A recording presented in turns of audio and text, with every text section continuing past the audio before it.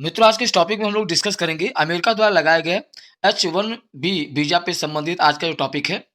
और ये टॉपिक बहुत ही महत्वपूर्ण है, इसलिए वीडियो को शुरुआत से लेकर आखिर तक पूरा देखें। यदि आपको वीडियो अच्छा लगे तो लाइक कर दें, शेयर कर दें। यदि चैनल को आपने अभी तक सब्सक्राइब नहीं किया है तो प्लीज़ सब्सक्राइब जरूर कर लीजिए।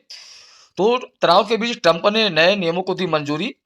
और ये जो H1B वीज़ा है, इस पे जो सख्ती किया गया है, ये अमेरिका का एक प्रकार से खिसियाट है, जो कि रूस से जो संबंध भारत के हैं और वहाँ से जो ऑयल वहाँ से परचेज़ किया जाता है, तो उसको रोकने के लिए एक प्रकार से उनकी एक और नई प्रतिक्रिया, एक नया जो है इन्होंने नियम भारत के ऊपर लगाया है, तो जो कि पूरी तरीके से गलत है। तो इस जो ये इन्होंने वीज़ा H1B वीज़ा को उन्होंने जो नाम दिया है, वो गोल्ड कार्ड से नाम दिया है, इस वीज़ा को शुरुआत किया है। और ये वीज़ा जो है मेन रूप से भारत और अमेरिका के बीच चल रहे व्यापारिक तनाव के बीच अमेरिकी राष्ट्रपति डोनाल्ड ट्रंप ने H1B वीज़ा कार्यक्रम में बड़े बदलाव की घोषणा किया है। तो ये पहले ही वीज़ा था, तो इसमें और इन्होंने सख्ती किया जिससे कि जो है जो कंपनियां हैं अमेरिका में और जो यहाँ के लोग जो काम कर रहे हैं, तो वो है इंडियन ज़्यादा है, भारतीय ज़्यादा है, चूँकि भारतीयों के अंदर इतनी क्षमता है। तो इसलिए भारतीयों को ज़्यादा से ज़्यादा काम ना मिले और उनकी छँटनी हो पाए और अमेरिकी को लोगों को अमेरिकन को जो है नौकरी मिले। तो इस वजह से इन्होंने एक प्रकार से उनकी एक नई चाल है। तो नए नियम के अकॉर्डिंग क्या है कि पहले तो जो है 80 से 85 हज़ार रुपया एक साल में जो है कंपनियों को अपने कर्मचारियों को 80 से 85 हज़ार रुपया पर मंथ जो है इस तरीके से पे करना पड़ता था वहाँ की गवर्नमेंट को। लेकिन H1B वीज़ा रखने से कर्मचारियों को हर साल $1,00,000, ठीक है? $1,00,000 जो है ये अतिरिक्त शुल्क जो है कंपनियों को देना पड़ेगा। तो ये एक जो है यहाँ पर एक ये आपका अलग से देखिए ये H1B वीज़ा में ये चीज़ें हैं कि 88 लाख रुपया जो है ये पर मंथ कंपनियों को देना पड़ेगा। ये थोड़ा-सा ये चीज़ें अब ये नियम 21 सितंबर 2025 से लागू भी हो गया है और ये नए जो वीज़ा धारकों के लिए है, पुराने के लिए नहीं है, नए वीज़ा धारकों के लिए। भारत पर असर ये होगा कि यहाँ के जो एम्प्लॉयी काम कर रहे हैं कंपनी में, तो अब ये कि ज़्यादा पैसे ज़्यादा पे करने पड़ेंगे, ठीक है? और जैसे आपका माइक्रोसॉफ्ट हुआ, अमेज़न हुआ, मेटा और गूगल पे सीधा प्रभाव पड़ेगा चूँकि यहाँ पर बहुत इंडियन जॉब करते हैं। और इसमें जो हिस्सेदारी है, H1B वीज़ा में जो हिस्सेदारी है भारतीयों की, वो हिस्सेदारी ये मान के चलिए हिस्सेदारी इसमें 72% है, ठीक है? भारतीयों की जो हिस्सेदारी है वो कितनी है? वो 72% भारतीयों की हिस्सेदारी है। तो यहाँ पर ये समझने वाली बात यहाँ पर है ये, ठीक है? 72% है। आगे बढ़ते हैं हम लोग। यहाँ पे गोल्ड कार्ड कार्यक्रम जो है नाम इसका दिया गया है, इस वीज़ा का नाम दिया गया ट्रंप ने विदेशी पेशेवरों के लिए ये नया वीज़ा कार्ड मतलब H1B वीज़ा में इसको नाम दिया गोल्ड कार्ड दिया गया। अब देखिए यहाँ पे मैंने आपको बताया कि इस पे भारतीय पेशेवरों पर भारी आर्थिक बोझ पड़ेगा और आईटी सेक्टर पे भी नकारात्मक प्रभाव पड़ेगा, ठीक है? क्योंकि ये मान के चलिए कि 3 लाख के आसपास कितना? जो मैंने आपको बताया यहाँ पर कि कम से कम 3 लाख के आसपास जो है कर्मचारी जो है भारतीय जो पेशेवर हैं वो अमेरिका में इन विभिन्न प्रकार के जो आपकी कंपनियां हैं उसमें जॉब कर रही हैं, ठीक है? तो ये सीधे-सीधे असर इस पे पड़ेगा। और अब हम बात करते हैं यहाँ पर कि पहले पुराने समय में जो पहले का अब जो नया आया उसमें तो 88 लाख रुपए है, ठीक है? लेकिन पुराना जो शुल्क था वो $1,000 था अब, और जो कि 80 से 85 हज़ार रुपए सालाना इसको देना पड़ रहा था, ठीक है? तो ये एक चीज़ें हैं और मैंने ग्राफ के द्वारा आपको समझाने का यहाँ पे मैंने कोशिश किया है ग्राफ के द्वारा यहाँ पर, ठीक है? तो ये इस तरीके से आपको पहले देखिए 1000 आपका डॉलर था, अब यहाँ पर सीधे $1,00,000 आपका ये पहुँच गया है वीज़ा फीस, ठीक है? अब बात करते हैं H1 वीज़ा की शुरुआत आखिर में क्यों हुई और क्यों विवाद है इसमें, ठीक है? तो यहाँ पर हम बात करते हैं कि इसके पात्र कौन हैं? तो पात्र वही हैं जो जिस कंपनियों में कोई एम्प्लॉयी काम कर रहा है, तो अगर वो अमेरिका में किसी कंपनी में काम कर रहा है तो कंपनियां उसका पे करती हैं, ठीक है? तो अब बात करते हैं जी इंजीनियर है, जीव विज्ञान है, बायोलॉजी में है या फिजिक्स है या मैथ है या और कोई मैनेजमेंट सेक्टर है, तो वहाँ पर ये वीज़ा दिया जाता है। अगर कोई इंडियन कोई अगर भारतीय कोई अगर एम्प्लॉयी या अदर देश के जो एम्प्लॉयी हैं अगर अमेरिका में इन कंपनियों में काम करना चाहते हैं, चाहे इंजीनियरिंग में हो, बायोलॉजी हो, फिजिक्स हो, मैथ हो या अन्य मैनेजमेंट जो सेक्टर है उसमें, तो कंपनियों तो ये वीज़ा उनको दिया जाता है, एम्प्लॉयी को अमेरिका के द्वारा वीज़ा ये प्रोवाइड किया जाता है। तो 80 से 85,000 सालाना दिया जाता था कंपनियों को, कंपनियाँ खुद ही पे करती थी। लेकिन अब वो 80 लाख से 88 लाख रुपया पहुँच गया, तो ये भारी भरकम फीस है, शुल्क देना पड़ेगा।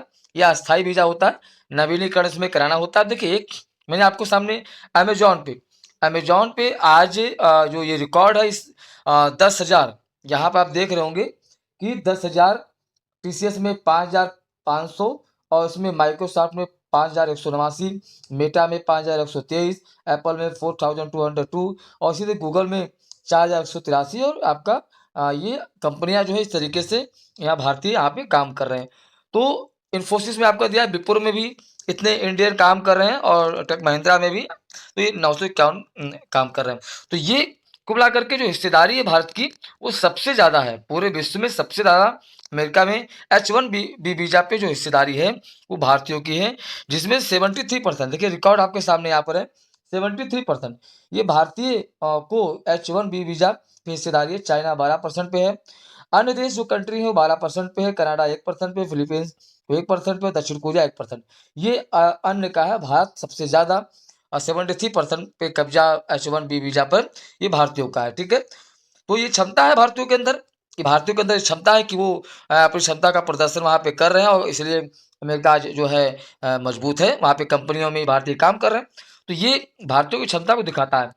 हम बात करते हैं, देखिए ये इस प्रकार से जो मैंने अभी आपको बताया, एक मैंने आपको पिक्टोग्राफ के द्वारा मैंने आपको बताया यहाँ पर कि अमेज़न में यहाँ आपको बताया 10,000 के आसपास और टीसीएस में 5,500 के आसपास, माइक्रोसॉफ्ट में 5,189 और मेटा में यहाँ पे देखिए आपका यहाँ पर ये मेटा में, एप्पल में हो गया, यहाँ पे गूगल में, ठीक है, इन्फोसिस वगैरह और विप्रो वगैरह में यहाँ पर ये इतने कर्मचारी यहाँ पे काम कर रहे हैं।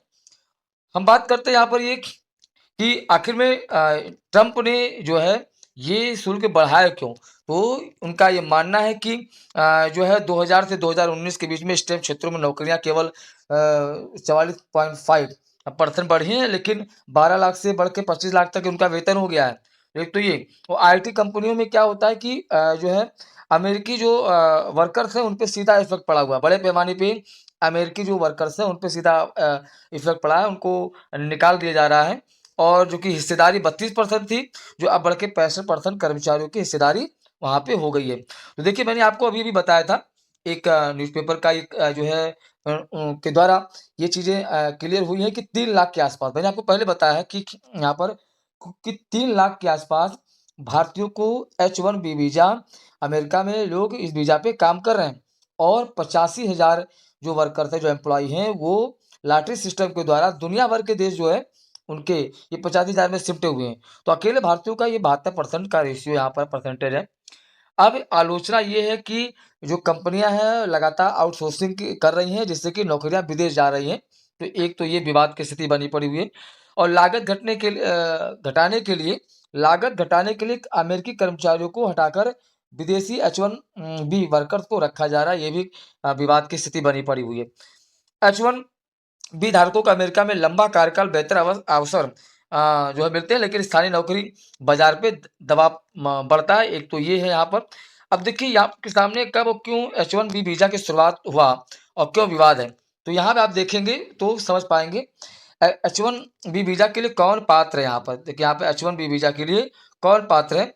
तो H1B वीजा नियोक्ता प्रायोजित होता है और धारक को गैर आवर्जक का दर्जा देता है, यानी ये फीस कंपनियां भरती है। मतलब अगर कोई कंपनी इन्फोसिस हुआ, मेटा हुआ, गूगल हुआ, ठीक है, अगर कोई कंपनियां अगर किसी को जॉब देती हैं विश्व में किसी भी भारतीयों को या किसी अन्य देश के एम्प्लॉय को, तो वो कंपनियां खुद ये फीस भरती हैं।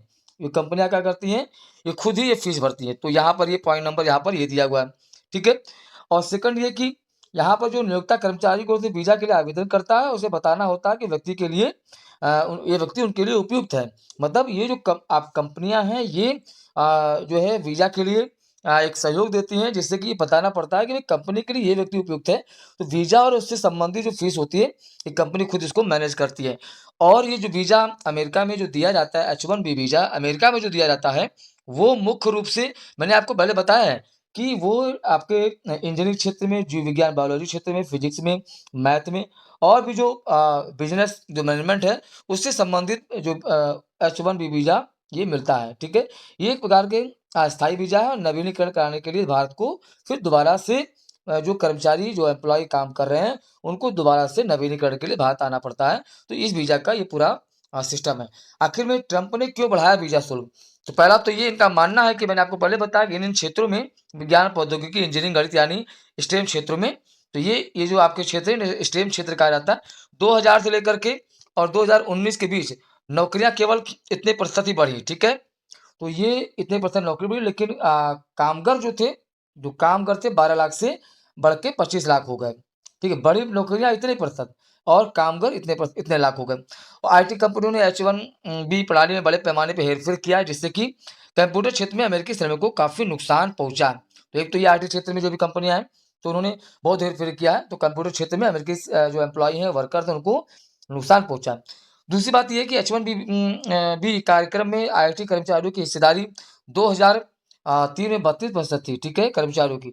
अब बढ़ के 5 वर्षों में 65% हो गई। ये एक सबसे बड़ा पॉइंट ये भी रहा है। एंड कुछ बड़े H1B नियोक्ता अब लगातार आईटी आउटसोर्सिंग कंपनियां बन रहे हैं, जिससे नौकरियां देश से बाहर जा रही हैं। तो और भी जितने भी कुछ आईटी कंपनियां हैं, वो आउटसोर्सिंग के जरिए लोगों को नौकरी दे रही है, जिससे कि अमेरिकन को नौकरी नहीं मिल पा रही, वहाँ बेरोजगारी बढ़ रही है। तो एक तो इनका कहना ये। दूसरा ये कि लागत घटाने के लिए कंपनियां अपने आईटी प्रभागों को बंद कर देती हैं और अमेरिकी कर्मचारियों को निकाल देती हैं, विदेशी श्रमिकों को आउटसोर्सिंग करती हैं। तो ट्रंप का मानना ये है कि अगर इनका नुकसान हो रहा है कंपनियों का, तो ये उस सेक्टर को बंद कर देती हैं, या अमेरिकी कर्मचारियों को निकाल देती हैं, या विदेशी श्रमिकों को आउटसोर्सिंग के जरिए भर्ती करती हैं, ठीक है। और जो कंपनियां हैं और ये जो कंपनियां हैं वो H1B कंपनियों को H1B वीजा मंजूरी मिलती है, जिसके बाद अमेरिकी कर्मचारियों को छटनी करके कम वेतन में विदेशी कामगारों को रखते हैं। तो ये एक प्रॉब्लम यहाँ पर ये है H1B वीजा से संबंधित।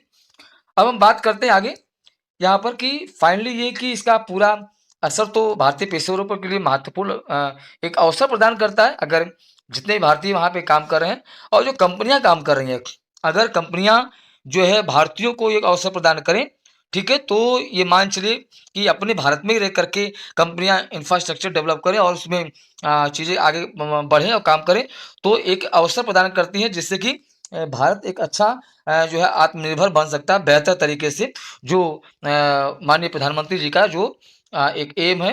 तो ये देखिए यहाँ पर एक फिर मैंने ग्राफ के द्वारा आपको बताया यहाँ पर कि अमेजन जितनी भी कंपनियां हैं, उनका क्या किस तरीके से visa holders H1B visa holders हैं। अमेजॉन का सबसे ज़्यादा है, TCS, Microsoft, Meta, Apple, Google, सबका अलग अलग जो ग्राफ दिया है, ग्राफ के बेसिस पे आप समझ सकते हैं। अब हम बात करते हैं, देखिए यहाँ पर एक सर्कल के द्वारा आपको हम समझाने का ट्राई करें कि 73%, देखिए यहाँ 73% जो हिस्सेदारी है वो भारतीयों की है। 73% जो हिस्सेदारी है वो भारतीयों की है।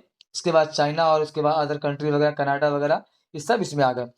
तो यहाँ पर आपको ये इसके द्वारा आपको मैंने समझाया किस तरीके से पार्टनरशिप है H1B वीजा में। अब चूंकि इस वीजा को आत्मघाती फैसला माना जाता है ट्रंप के लिए, और ये हालांकि भारतीय आईटी कंपनियों के लिए थोड़ा सा ये आर्थिक बोझ डालेगा ही डालेगा, क्योंकि कंपनियों को अब ज़्यादा पे करना पड़ेगा, तो छटनी भी हो सकती है भारतीयों की कर्मचारियों की, ठीक है। लेकिन एक ये अवसर के रूप में कंपनियां बदल सकती हैं। तो ये फैसला भारतीय कंपनियों को नहीं बल्कि अमेरिकी कंपनियों को भी नुकसान पहुंचाएगा, क्योंकि भारतीय प्रतिभा पर निर्भर है। हमने पहले आपको बता दिया था कि भारतीय प्रतिभा पे अमेरिकी कंपनियां निर्भर हैं, तो उनको भी नुकसान लंबा ही होगा। इसलिए ट्रंप के लिए आत्मघाती साबित हुआ है ये आपकी पॉलिसी, ठीक है। तो यहाँ पर उनका मानना है इससे अमेरिकी युवाओं को नौकरी मिलेगी, और ट्रंप का मानना है कि ज़्यादा फीस से भारतीय कंपनियां अमेरिकी युवाओं को नौकरी देगी। देखिए मैंने आपको पहले बता दिया कि ट्रंप का मानना है कि जब भारतीय कंपनियां जो होंगी वो अमेरिकी युवाओं को नौकरी देंगी, लेकिन जो विशेषज्ञ हैं वो इसे अव्यवहारिक मानते हैं, कि उनका मान ट्रंप का फैसला ये अव्यवहारिक है। अमेरिका के आर्थिक विकास में अप्रवासियों की भूमिका, ठीक है, मतलब अप्रवासी लोग जो है खासकर भारतीय पेशेवर जो है अमेरिका की अर्थव्यवस्था में बड़ा योगदान देते हैं। हमने आपको पहले बता दिया है कि जो अप्रवासी भारतीय हैं वहाँ पर वो अमेरिका को डेवलप करने में ज़्यादा उनका रोल रहता है, क्योंकि कंपनियों में ज़्यादा उनका पार्टनरशिप है। और इससे क्या होगा, काम इकोनॉमी पे इफेक्ट तो पड़ेगा ही पड़ेगा, अमेरिकी इकोनॉमी को स्लो डाउन होगा और इफेक्ट तो पड़ेगा ही पड़ेगा, और कामकाज भी रुक सकता है, ठीक है, छटनी हो सकती है, तो कामकाज रुक सकता है। सडन भर्तियाँ करना ये बहुत इतना आसान नहीं है। तो लेकिन मैंने आपको पहले बताया संकट न मान करके इसे अवसर के रूप में माने और अपने देश में कारोबार बढ़ाएं। जो भारतीय कंपनियां हैं वो अपने देश में कारोबार बढ़ाएं और इंडियन जितने भारतीय हैं उनको नौकरी दें, अपनी प्रतिभा का भरपूर यहाँ पर भारतीयों का प्रतिभा का भरपूर इस्तेमाल करें। ठीक है, जिससे कि आत्मनिर्भर भारत की जो सोच है प्रधानमंत्री मोदी जी की, तो वो उस कदम पे देश आगे बढ़े। तो ये मैंने यहाँ पे लिखा है आने वाले समय में ट्रंप और भी खिसियाट में बड़े कदम उठा सकते हैं। हालांकि उन्होंने जो कदम उठाया टैरिफ का या इन्होंने H1B वीज़ा पे जो कदम उठाया है, तो वो मेन है भारत रूस संबंध और दबाव के रूप में, क्योंकि दबाव डालना चाहते हैं कि ट्रंप भारत पर रूस से तेल खरीद बंद करने का जो ये दबाव का जो इन्होंने नया ये राग अलापा है, जो नया पॉलिसी इन्होंने लाए हैं। और ये कुछ दिनों के लिए तो ठीक है, लेकिन अगर रियल में जो भारतीय कंपनियां हैं अगर यहाँ पर अपना नया सेटअप तैयार कर लेंगे तो ये भारत के लोगों के लिए बहुत अच्छा हो जाएगा। ठीक है, और ट्रंप के लिए आत्मघाती साबित हो सकता है। इनकी नीतियों का आलोचना तो अमेरिका में भी लोगों जो व्यवसायी हैं, जो अर्थव्यवस्था और अर्थशास्त्री हैं, तो वो इनके इस कदम को व्यवहारिक मान ही रहे। तो मित्रों, आज के डेट में ये जो आपका जो टॉपिक है, ये पूरा टॉपिक जो है ये कंप्लीट यहाँ का पूरा हो गया और बहुत ही महत्वपूर्ण टॉपिक है। तो इसलिए वीडियो को शुरुआत से लेकर आखिर तक पूरा देखें। यदि आपको टॉपिक आपको वीडियो अच्छा लगे तो लाइक कर दें, शेयर कर दें, और चैनल को अगर आपने अभी तक सब्सक्राइब नहीं किया तो प्लीज़ सब्सक्राइब जरूर कर लीजिए, क्योंकि इसी तरह की वीडियो आपके लगातार लाते रहेंगे। बहुत बहुत धन्यवाद।